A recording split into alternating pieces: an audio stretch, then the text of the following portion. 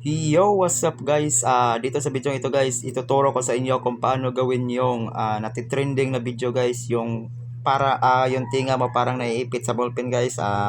Madali lang tong gawin guys, kaya panoorin nyo. Nasa CapCut lang guys para hindi na kayo malilito kung paano nga ba ginawa yun. So, stay tuned guys.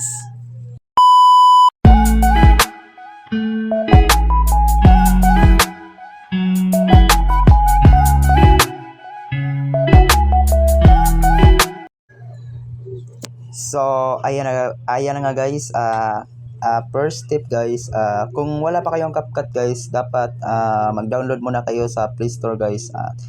At dahil meron akong CapCut guys, ito guys, click nyo lang yung CapCut guys.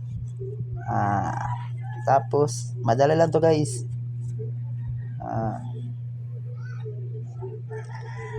Pagtapos yan guys, click nyo lang yung ano guys, new project guys, yung plus guys.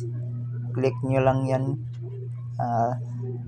Tapos dapat guys may video kayo guys para yun yung ma-upload nyo guys. Sa akin marami na akong video ginagawa guys. So ito guys yung panglima guys, yan. Tapos add nyo lang, click nyo yung add. Tapos ayan na guys, play muna natin. So ayan, ni-reverse ko na yan guys. Okay, so ganun guys, ibalik natin guys dito guys, dito sa gitna guys. Click niyo lang yung edit guys, yung edit. Tapos hanapin niyo lang yung reverse, dito guys, nandito lang yan, reverse. So ayan guys, yung reverse, yung ito guys, click niyo lang yung reverse. Tapos antayin lang yung ma 100% guys. So ayan guys, madali lang yan guys.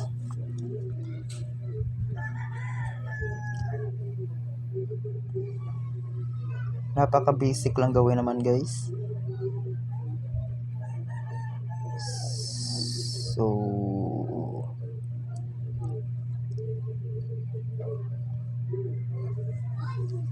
ayun guys, tapos na guys. So balik natin sa ano guys, intro guys.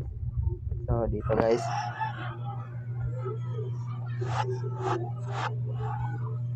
so ayun guys, sana nakatulong ang video ito guys.